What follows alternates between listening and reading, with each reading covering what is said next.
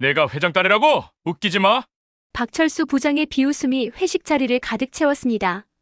강지은은 고개를 들지 못한 채 떨리는 손으로 술잔만 만지작거렸죠.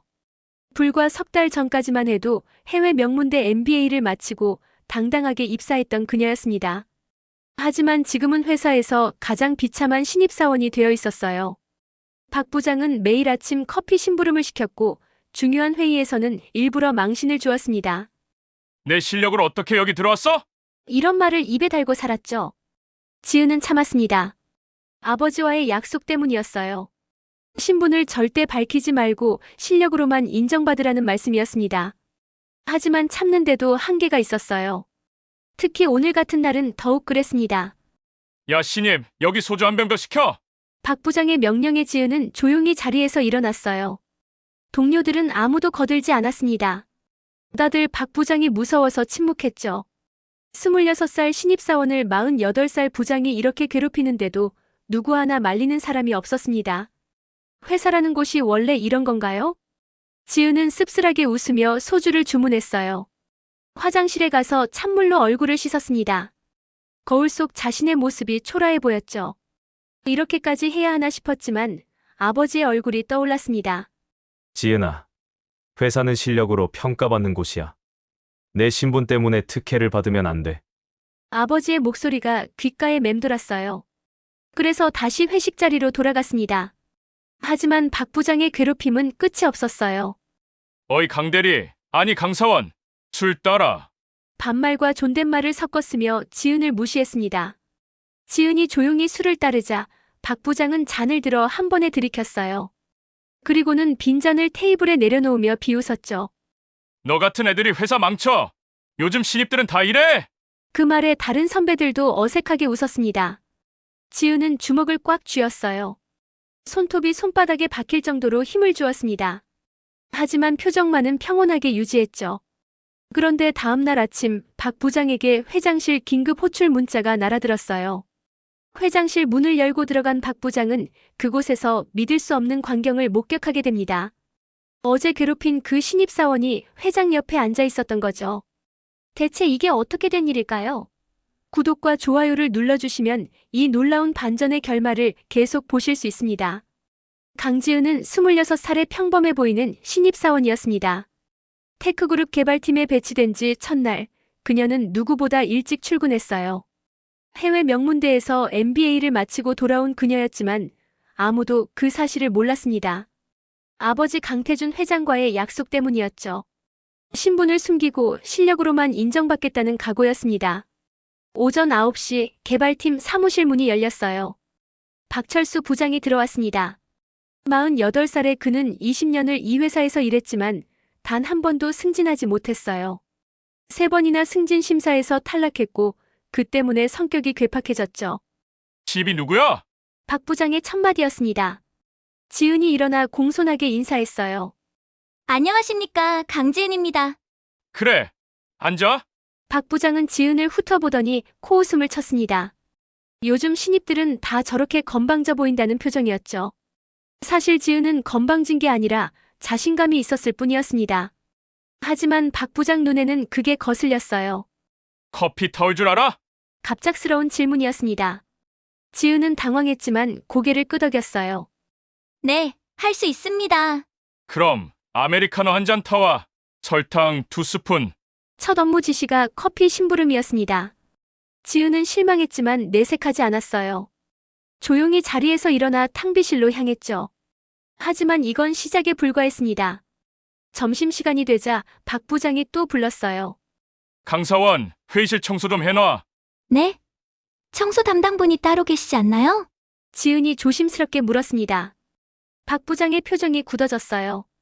신입이 감이 대들어? 시키는 대로 해? 다른 선배들은 아무 말도 하지 않았습니다. 다들 고개를 숙이고 자기 일에만 집중했죠. 지은은 할 수 없이 회의실로 갔어요. 테이블을 닫고 의자를 정리하며 생각했습니다. 왜 이런 일을 신입사원에게 시키는 걸까요? 오후 2시 팀 회의가 있었습니다. 지은은 처음으로 회의에 참석했어요. 박 부장이 프로젝트 진행 상황을 설명했는데 명백한 오류가 있었습니다. 데이터 분석 방식이 잘못되어 있었죠. 지은은 고민했어요. 말해야 할까 말까? 결국 용기를 내서 손을 들었습니다. 부장님, 제가 한 말씀 드려도 될까요? 박 부장이 눈을 가늘게 뜨고 지은을 바라봤어요. 뭔데? 지금 분석 방식이 조금 잘못된 것 같습니다. 이렇게 하면 결과값이 왜곡될 수 있어요. 순간 회의실이 조용해졌습니다. 신입사원이 부장의 발표를 정면으로 반박한 거였죠. 박 부장의 얼굴이 붉어졌어요. 내가 뭘 안다고 감히 의견을 내?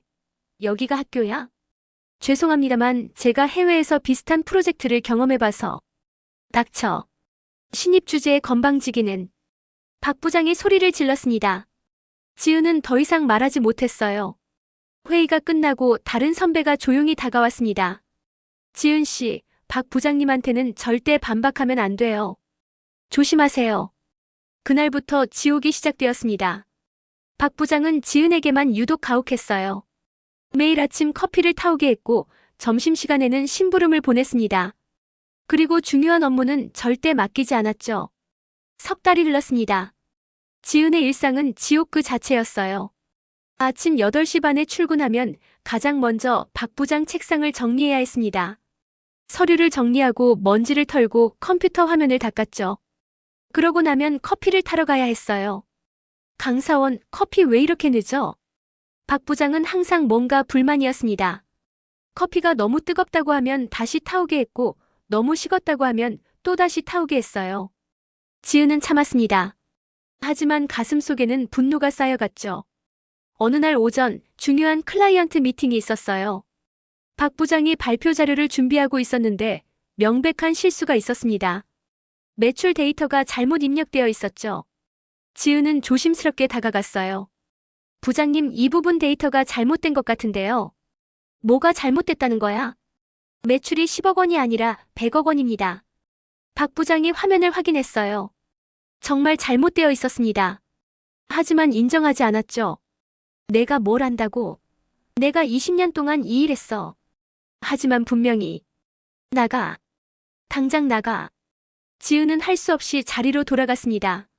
그리고 2시간 후 미팅에서 그 실수 때문에 클라이언트가 화를 냈다는 소식을 들었어요. 박 부장은 팀원들 앞에서 지은을 불렀습니다. 강사원, 내가 자료 검토 안 했지? 내 잘못이야. 억울했습니다. 분명히 말했는데도 책임을 지은에게 떠넘기는 거였어요. 동료들은 진실을 알고 있었지만 아무도 말하지 않았습니다. 회사에서 살아남으려면 침묵해야 한다는 걸 모두가 알고 있었죠. 점심시간에도 쉴 수 없었어요. 박 부장은 지은을 불러 심부름을 시켰습니다. 은행 가서 이거 입금하고 와. 제 점심시간인데요. 신입이 밥이 중요해, 일이 중요해. 결국 지은은 점심도 거르고 은행에 다녀와야 했어요. 돌아와서 컵라면으로 때우고 다시 일을 시작했습니다. 오후 내내 단순 반복 작업만 했죠. 복사하고 스캔하고 파일 정리하는 일이었습니다. 저녁 6시가 되었어요. 퇴근 시간이었습니다. 하지만 박 부장이 또 불렀죠. 강사원, 이 보고서 오늘까지 정리해놔. 지금요? 내일 아침까지 해도 되지 않을까요? 지금 나한테 대들어. 신입 주제에. 박 부장의 목소리가 높아졌습니다. 다른 팀원들이 하나둘 퇴근하는 모습이 보였어요. 지은만 혼자 남아 야근을 해야 했습니다. 밤 10시가 넘어서야 일을 마칠 수 있었죠. 집에 돌아온 지은은 침대에 누워 천장을 바라봤습니다. 이렇게 사는 게 맞을까? 아버지에게 말씀드리면 당장 해결될 일이었어요. 하지만 그러고 싶지 않았습니다. 스스로 극복하고 싶었죠. 다음 날도 그 다음 날도 똑같았어요. 박 부장의 괴로움은 끝이 없었습니다.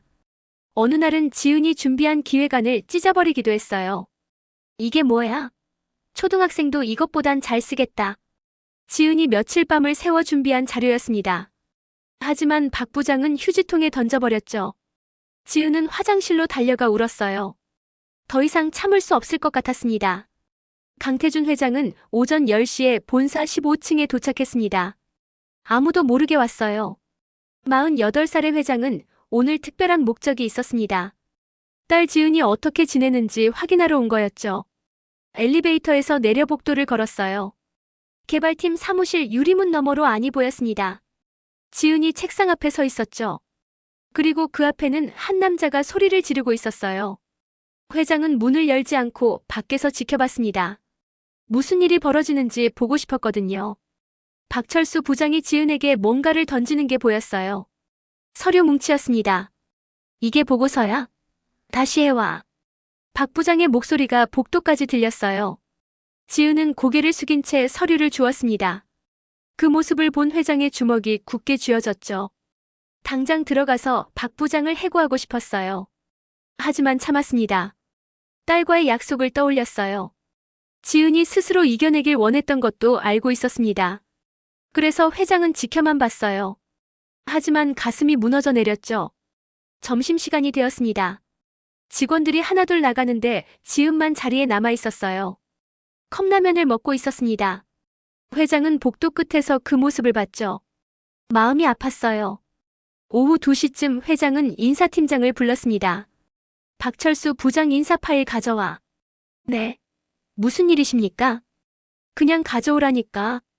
인사팀장이 급하게 파일을 가져왔어요. 회장은 박 부장의 경력을 살펴봤습니다. 20년 근속, 승진 탈락 3번, 업무 평가는 중간 수준이었어요.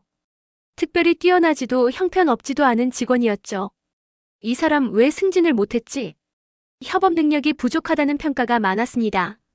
후배들을 잘 챙기지 않는다는 의견도 있었고요. 회장은 고개를 끄덕였어요. 그래서 신입사원을 괴롭히는구나 싶었습니다. 자신의 불만을 약자에게 푸는 전형적인 유형이었죠. 감찰팀에 지시해. 개발팀 근무 환경 점검하라고. 알겠습니다. 회장은 다시 개발팀 앞으로 갔어요. 유리문 너머로 지은이 보였습니다. 혼자 컴퓨터 앞에서 뭔가를 열심히 하고 있었죠. 다른 직원들은 모두 자리를 비운 상태였어요. 오후 5시 회장은 비서에게 전화했습니다. 내일 아침 박철수 부장 회장실로 호출해. 무슨 일로 부르시겠습니까? 그냥 와보라고 해. 회장의 목소리는 차가웠어요. 더 이상 참을 수 없었습니다. 딸이 스스로 극복하길 원했지만 이 정도면 부당한 수준이었죠. 회사는 능력으로 평가받아야 하는데 권력으로 약자를 짓밟고 있었어요. 저녁 6시가 넘었습니다. 다른 직원들은 모두 퇴근했는데 지은만 남아 있었어요. 야근을 하고 있었죠. 회장은 멀리서 그 모습을 지켜봤습니다. 언제까지 봐야 할까요? 밤 9시 지은이 마침내 퇴근했어요. 지친 모습이었습니다. 회장은 딸의 뒷모습을 바라보며 결심했죠. 내일 모든 걸 바로잡겠다고. 금요일 저녁이었습니다. 개발팀 전체 회식이 있었어요. 박 부장이 주도한 자리였죠. 강남역 근처 고깃집에서 모임을 가졌습니다. 지은은 가장 구석자리에 앉았어요.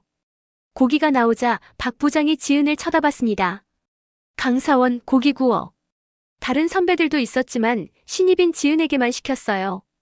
지은은 조용히 집게를 들었습니다. 고기를 뒤집으며 생각했죠. 언제까지 일해야 할까? 첫 잔이 돌았습니다. 박 부장이 소주병을 들고 지은의 잔에 술을 따랐어요. 원샷. 지은은 술을 잘 못 마셨습니다. 하지만 거절할 수 없었어요. 한 잔을 단숨에 비웠죠. 얼굴이 금방 빨개졌습니다. 에이, 술도 못 마시면서 회식은 왜 와? 박 부장이 비웃었어요. 다른 동료들은 어색하게 웃었습니다. 아무도 지은을 도와주지 않았죠. 두 번째 잔이 돌았어요. 지은은 이미 어지러웠습니다. 하지만 박 부장은 계속 술을 따랐죠. 여자라고 봐주는 거 없어. 똑같이 마셔야지. 지은이 잔을 들려는데 손이 떨렸어요. 박 부장이 그걸 보고 코웃음을 쳤습니다. 겨우 2잔에 저 모양이야? 회사 생활 힘들겠네. 그때 옆자리 선배가 조용히 말했어요. 부장님, 지은 씨 술 약한 것 같은데요. 뭐? 신입 감싸. 너도 마셔. 선배도 입을 다물었습니다. 박 부장의 눈치를 보는 분위기였어요. 회사에서는 그가 권력자였으니까요. 3번째 잔까지 마시고 나자 지은은 화장실로 달려갔습니다. 토할 것 같았어요. 거울 앞에서 찬물로 얼굴을 씻었죠. 눈물이 흘러내렸습니다. 왜 이렇게 살아야 해? 혼잣말이 나왔어요. 하지만 대답은 없었습니다. 지은은 눈물을 닦고 다시 자리로 돌아갔어요. 박 부장은 이미 취해 있었습니다. 얼굴이 붉어지고 말이 많아졌어요. 그리고 갑자기 지은을 쳐다봤죠. 야, 강사원. 너 어떻게 입사했어? 네. 아니, 스펙을 보니까 해외 대학 나왔던데. 그것도 MBA라며? 지우는 대답하지 않았어요. 박 부장이 계속 물었습니다. 집안이 좋나 봐? 유학 보낼 정도면? 그냥 장학금 받아서 다녔습니다. 거짓말. 요즘 애들은 다 부모 찬스지. 박 부장의 목소리가 커졌어요. 주변 테이블에서도 쳐다볼 정도였습니다. 내 실력으로 어떻게 여기 들어왔는지 궁금하더라. 뭐 아는 사람 있었나? 아닙니다. 정상적으로 입사했습니다. 에이, 믿을 수가 없네. 일 못하는 거 보면 분명히 백으로 들어온 거야. 그 말에 지은의 참을성이 한계에 도달했어요. 주먹을 꽉 쥐었습니다. 하지만 여전히 말하지 않았죠. 대답 안 해? 역시 그렇구만. 요즘 신입들이 다 그래. 박 부장이 비웃으며 소주잔을 비웠어요. 그러고는 또 지은의 잔에 술을 따랐습니다. 이거 마시고 인정해. 내가 어떻게 입사했는지. 지은은 더 이상 참을 수 없었어요. 하지만 아버지와의 약속이 떠올랐습니다. 실력으로 인정받겠다는 다짐이었죠. 그래서 조용히 술잔을 들었어요. 밤 11시가 넘어서 회식이 끝났습니다. 지은은 비틀거리며 택시를 탔어요. 집에 도착해서 침대에 쓰러졌죠. 더 이상 견딜 수 없을 것 같았습니다. 토요일 아침 8시 박철수 부장의 휴대폰이 울렸습니다. 비서실에서 온 문자였어요. 월요일 오전 9시 회장실로 출근 즉시 오시기 바랍니다. 박 부장은 깜짝 놀랐어요. 회장실 호출이라니? 20년 동안 단 한 번도 없던 일이었습니다. 무슨 일일까요? 주말 내내 불안했어요. 월요일이 밝았습니다. 박 부장은 평소보다 일찍 출근했어요. 정장을 단정히 차려입고 회장실 앞에 섰죠. 노크를 했습니다. 들어오세요. 낮은 목소리가 들렸어요. 박 부장은 문을 열고 들어갔습니다. 그리고 그 순간 믿을 수 없는 광경을 목격했죠. 회장 옆 소파에 강지은이 앉아 있었어요. 편안한 모습이었습니다. 마치 자신의 집처럼 자연스러웠죠. 박 부장은 눈을 의심했어요. 회장님 저를 부르셨습니까? 강태준 회장이 차갑게 바라봤습니다. 박철수 부장 맞습니까? 네, 그렇습니다. 여기 앉아 계신 분이 누군지 아십니까? 박 부장이 지은을 쳐다봤어요. 지은은 조용히 미소를 지었습니다. 부장님, 주말 잘 보내셨어요? 그 순간 박 부장의 얼굴이 새하얘졌어요. 무슨 상황인지 이해가 안 됐습니다. 왜 신입사원이 회장실에 있죠? 회장이 입을 열었습니다. 소개하죠. 제 딸 강지은입니다. 박 부장은 그 자리에서 얼어붙었어요. 딸? 회장의 딸이라고? 자신이 석 달 동안 괴롭힌 신입사원이 회장 딸이었다는 말인가요? 그게 말이 나오지 않았습니다. 머릿속이 하얘졌어요. 지난 석 달 동안 자신이 지은에게 했던 일들이 주마등처럼 스쳐 지나갔죠. 커피 심부름, 회의실 청소, 야근, 강요, 회식 자리에서의 모욕. 회장이 서류 하나를 꺼냈어요. 20년 근속하셨더군요. 그동안 수고하셨습니다. 감사합니다. 하지만 승진은 3번 탈락하셨네요. 이유를 아십니까? 박 부장은 대답하지 못했어요. 회장이 계속 말했습니다. 협업 능력 부족, 후배 양성 미흡, 감정 조절 실패. 이게 평가 내용입니다. 그건 특히 신입사원을 대하는 태도가 문제라고 하더군요. 박 부장의 등에 식은땀이 흘렀어요. 회장이 모든 걸 알고 있었습니다. 지난 석 달간 강지은 사원을 어떻게 대했는지 말씀해 주시겠습니까? 그건 업무지도 차원에서. 업무지도요? 커피 심부름이 업무지도입니까? 박 부장은 할 말이 없었어요. 회장이 다른 서류를 펼쳤습니다. 감찰팀에서 조사한 내용입니다. 매일 아침 커피 강요, 점심시간 심부름, 부당한 야근 지시, 회식 자리 강제 음주. 하나하나 읽어내려가는 회장의 목소리는 차가웠어요. 박 부장은 무릎이 꺾일 것 같았습니다. 죄송합니다. 제가 잘못했습니다. 박 부장이 고개를 숙였어요. 하지만 회장은 냉정했습니다. 사과는 저한테 하는 게 아니지 않습니까? 박 부장이 지은을 쳐다봤어요. 지은은 평온한 표정으로 앉아 있었습니다. 강 사원. 아니, 강 이사님. 죄송합니다. 이사는 무슨 이사입니까? 저는 그냥 사원입니다. 지은의 목소리는 담담했어요. 박 부장은 무릎을 꿇었습니다. 정말 죄송합니다. 제가 미처 몰랐습니다. 회장이 최종 통보를 했어요. 박철수 부장, 오늘부로 지방사무소로 발령합니다. 재고용 심사는 1년 후에 하겠습니다. 사실상 좌천이었어요. 박 부장은 고개를 들지 못했습니다. 회장실에서 나온 박 부장의 얼굴은 흑빛이었습니다. 복도를 걸으며 자신의 어리석음을 깨달았어요. 20년 동안 쌓아온 경력이 한순간에 무너졌죠. 모두 자신의 교만함 때문이었습니다. 개발팀 사무실로 돌아온 박 부장을 동료들이 쳐다봤어요. 모두 무슨 일이 있었는지 알고 있었습니다. 소문은 빠르게 퍼졌거든요. 회장 딸을 괴롭힌 부장이라는 이야기가 회사 전체에 퍼졌죠. 오전 10시 인사 발령이 공지되었습니다. 박철수 부장은 부산지사로 발령받았어요. 사실상 좌천이었습니다. 동료들은 안쓰러운 눈빛으로 바라봤지만 누구도 위로하지 않았어요. 점심시간 지은이 사무실로 돌아왔습니다. 동료들의 시선이 모두 그녀에게 쏠렸어요. 하지만 지은은 평소처럼 조용히 자리에 앉았습니다.